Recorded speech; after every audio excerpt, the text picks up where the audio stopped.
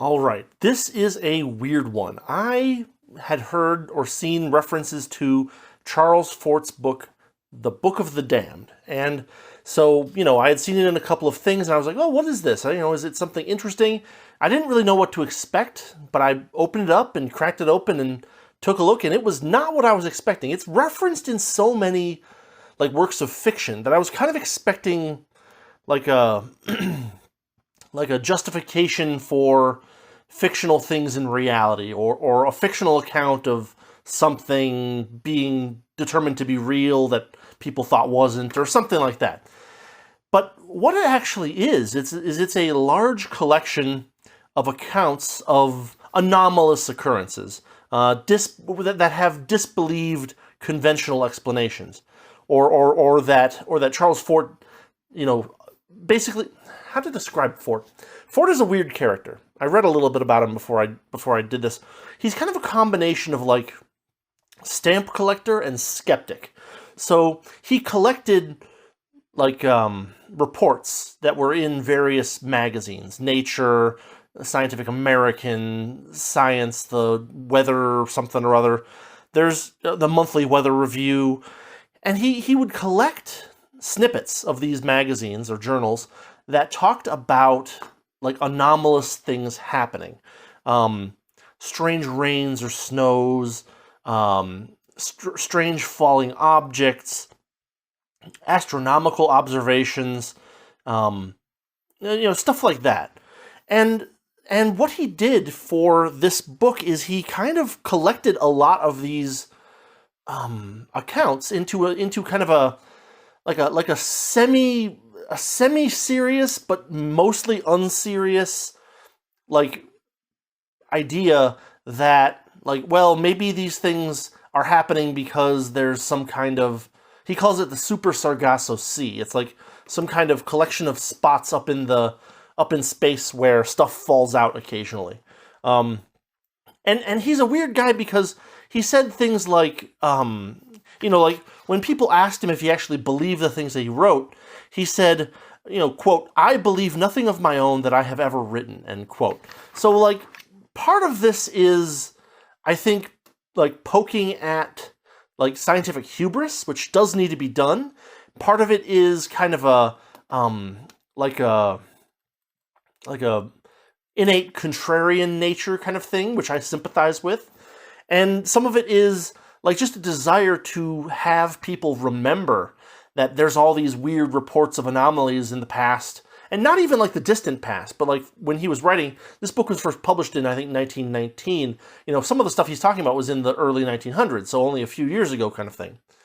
He even says at one point in the book that stuff that was more than about 100 years ago, he kind of doubts the veracity because it's so long ago that maybe, who knows, right? So, as opposed to kind of the idea that I had in this book, that it was something that fiction writers of weird fiction or science fiction would use kind of as a seedbed for ideas, there's actually something very different about this book, and it doesn't help that Charles Fort's style is simultaneously very whimsical and woolly, and even like just flat out weird sometimes, and we'll get into that. So like at the time, his fanciful explanations that he gives, this Super Sargasso Sea idea, etc., kind of had as much backing to them as the official explanations, and so he spends a lot of time talking about natural or reported, natural phenomena that just don't seem to fit in, or were given very bad explanations. He talks about, so he calls this the data that is damned, right? That axe-shaped pieces of flint don't fall out of the sky. Therefore, if someone believes that an axe-shaped piece of flint fell out of the sky, they're just wrong or lying or something, right? And so he brings up all of these kind of reports that were in legitimate journals and magazines. He talks about strange rains and snows. Quote, "Monthly Weather Review, May 1877, reports a golden yellow fall of February 27, 1877 at Peclo, Germany, in which 4 kinds of organisms, not pollen, were the coloring matter," end quote. This is in one of the early chapters where he's talking about how yellow rains or snows are kind of always assumed to be colored by way of having pollen in them. Fair enough. Quote, La Science pour toi, I'm not sure I'm pronouncing that right, but pour TOUS, 1126, that between October 1863 and January 1866, 4 more black rains fell at Slane, Scotland. End quote. And then there's actually, and like, of course, I had this problem with the Andromeda strain a little while back. In that book, there's actually a bibliography, but the bibliography is faked. Michael Crichton faked the bibliography for the Andromeda strain. Even the papers in that bibliography, I mean, I looked up several of them, but several of them that were not, that were clearly not, written by characters in the book or something like that. They just don't exist. But that's not the case with this particular book. Charles Fort actually did collect these snippets of articles or reports from magazines, and I actually went and looked one up. Here's one that he mentions. It's in Nature from February 2nd, 1911, on page 451. Quote, the Bern correspondent of the Morning Post, January 20th, states that a fall of what has been called black snow, which occurred recently in the lower Emmon Valley, ... So, let's assume, for the sake of argument, that these reports are actually in these magazines, which, fair enough. Let's assume that. He talks about all kinds of other stuff. Falling objects is another big part of the book. Quote, hailstones the size of hen's eggs, end quote. He talks a lot about fish and frogs and other kinds of flotsam coming from the skies. Quote, London Times, April 19th, 1836. Fall of fish that had occurred in the neighborhood of Allahabad, India. They were dead and dry, or they were not fish at all. It is said that whatever they were, they could not be eaten. That, and he's quoting now, in the pan they turned to blood, end quote. He also talks about how scientists like to use highfalutin words for things. So he's talking about how the idea of, like, he calls it punk, falling from the sky, right? But in the scientific literature that he was looking at, they used the French name Amadou, and he makes the joke that, well, maybe the magazines in French call it punk, right? Because it gives it that exotic flair. I mean, it may be that Amadou is a more specific term than punk. I don't know, but whatever. He spends some time talking about things that are falling from the sky that are supposedly meteorites or some kind of meteorite. He talks about axes and thunderstones. He talks about a bunch of astronomical observations. For instance, quote, in 1645, a body large enough to look like a satellite was seen near Venus. 4 times in the first half of the 18th century, a similar observation was reported, end quote.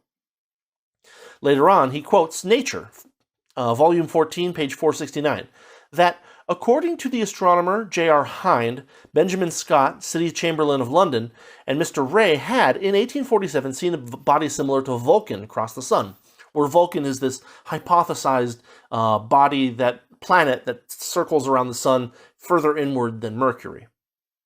He spent some time talking about unexplained lights in the sky. Quote, Henry Waldner, Nature 5304, that April 27th, 1863, he had seen great numbers of small shining bodies passing from west to east. He had notified Dr. Wolf of the Observatory of Zurich, who, quote, had convinced, and now he's quoting someone else, had convinced himself of this strange phenomenon, end partial quote. Dr. Wolf had told him that similar bodies had been seen by Signor Capocci of the Capodimonte Observatory at Naples on May 11th, 1845, end quote. So, as you can see, there's a lot of real stuff that happens, real reports, real accounts that make their way into this book. And I mean hundreds of them, hundreds and hundreds and hundreds. When I went into the book, I kind of expected a work of fiction. But actually, considering how many works of fiction mention it, that was my expectation. But it is a work of fact, albeit a work of contested fact. It's worth noting that these are reports that are appearing in these journals and magazines, but not the subjects necessarily of extended study or repetition. Another thing about this book is its style. Charles Fort has a very frustrating style of writing. He adds a lot of sentences in there that kind of sound lofty, but really are just almost word salad gibberish. He throws in quasis and pseudos all over the place, and they don't appear to really have any purpose but to obfuscate what he's actually trying to say. It kind of is the kind of book that sounds lofty and convincing to laymen, but it wasn't fooling me.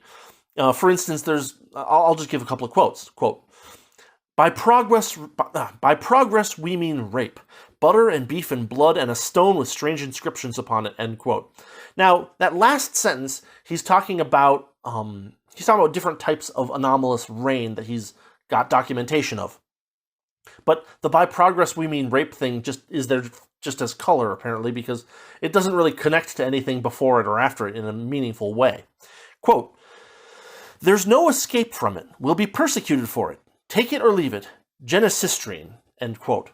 Now he's talking about a hypothetical planet that has certain type of things on it, and, different people are seeing different evidence of it, and he's like just saying, well, it's this. And he's saying that people will be persecuted for it, where persecution in his mind is often just the editor of a magazine saying, this sounds a little out of place and we can't confirm it. That's not persecution per se. Quote, I do not say that the data of the damned should have the same rights as the data of the saved. That would be justice. That would be of the positive absolute. And though the ideal of a violation of the very essence of quasi-existence, wherein only to have the appearance of being is to express a preponderance of force one way or another, or inequilibrium, or inconsistency, or injustice, end quote. This is practically word salad.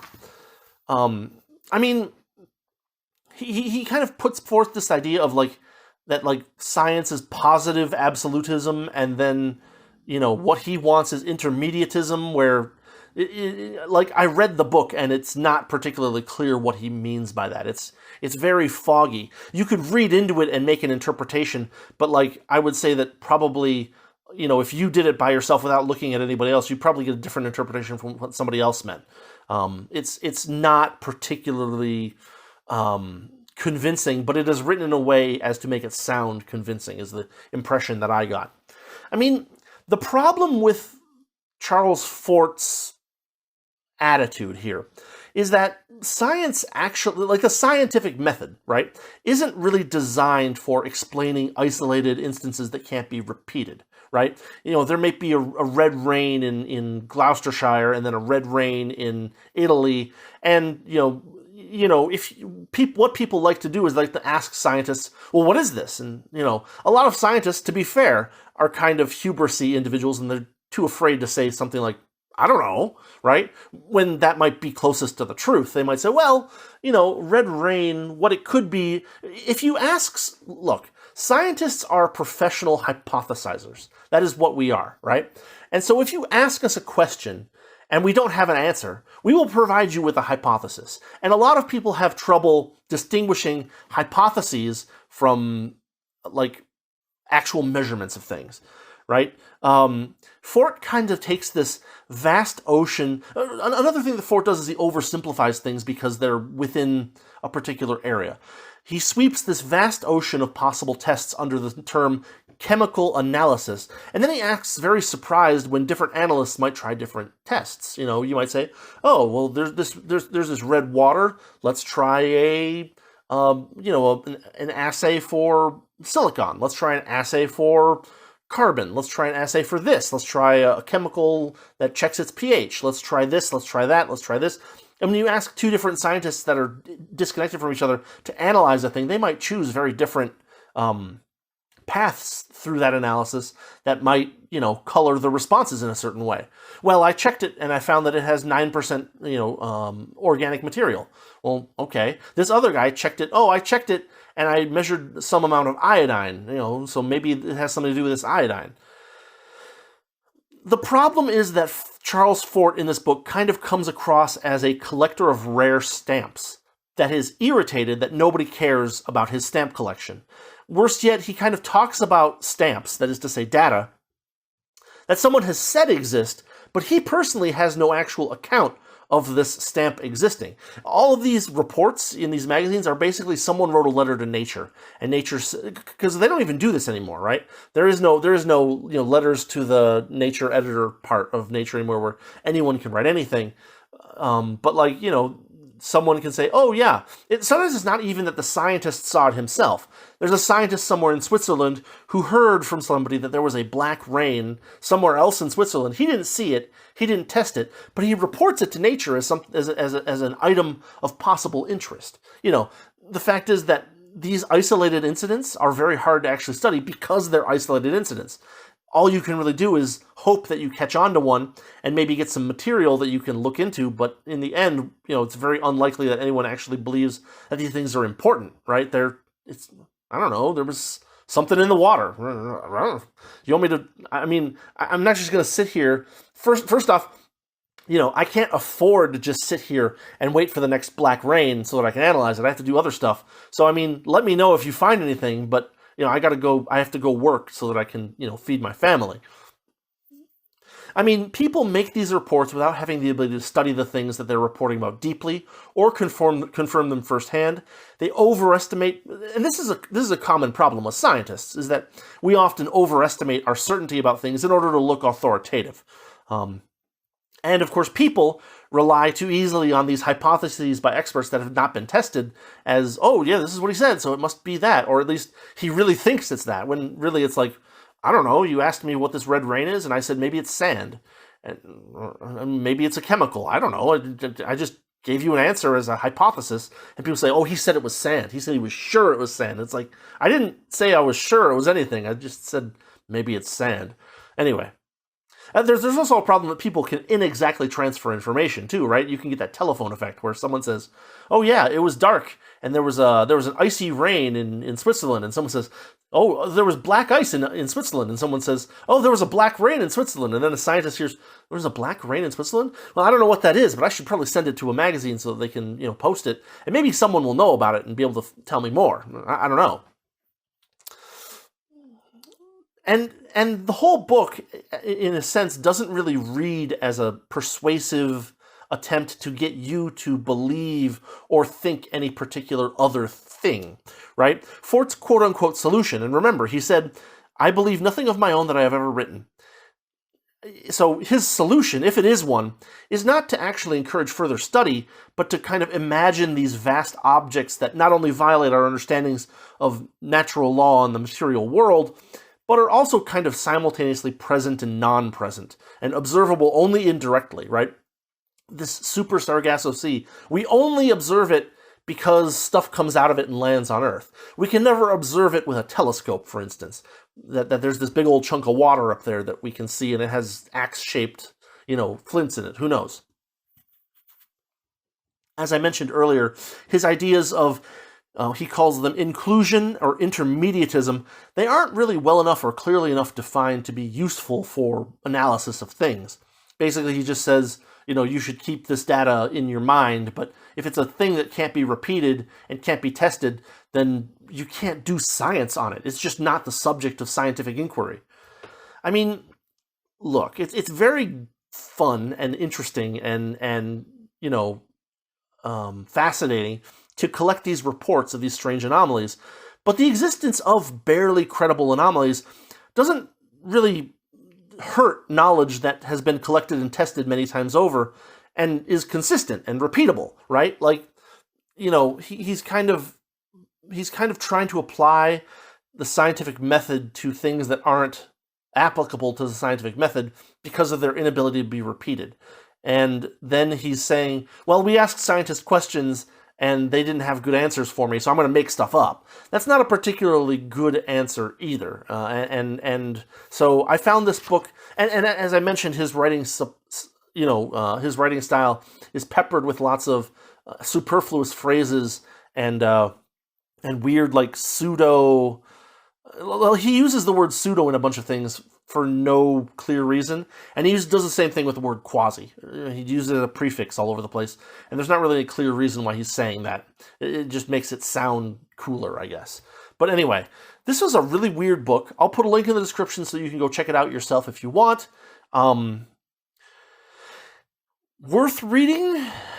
I would say yes. I would say yes, worth reading, because there is so much actual factual data in here, and it's fun as an exercise to see if you can track down some of his references. I mean, I tried with one, and it was pretty easy to track it down. There's just archived, very, very old copies of Nature over on the Internet Archive, and I found one, went to the page, and looked it up, and there it was, right? So this is also a good, like, how to do it, I guess, right? Like, if you want to make these anomalies, or if you want to ask questions about these anomalies or talk about them, a lot of people are very sloppy about the way that they cite things.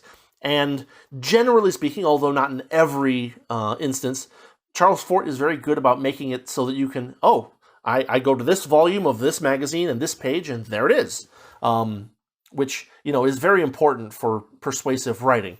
But yeah, I mean, Charles Fort has, become kind of like the name behind occult studies of anomalies these days, right? The word Fortean, the word Fortean comes from his name.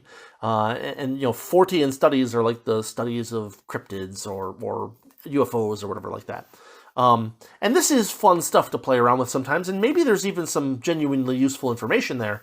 And so he's at least started an interesting tradition that has, if nothing else, entertainment value and the value of like arranging and organizing and preserving data around these anomalies that might otherwise be lost. So yeah, interesting book if you like, any of that kind of weird stuff, UFOs, and any of that kind of stuff. You will probably have fun. You'll have some fun reading this book, although, as I said, his style is a little bit frustrating at times, but there's a lot in there. And so give it a look if that sounds interesting to you. Anyway, that's what I've got for you for today, and I think for this week too, because Thanksgiving, right? So yeah, have a good Thanksgiving if you happen to be in a country that celebrates Thanksgiving this week. I don't know. And have a good one, and I will see you next time. See you later.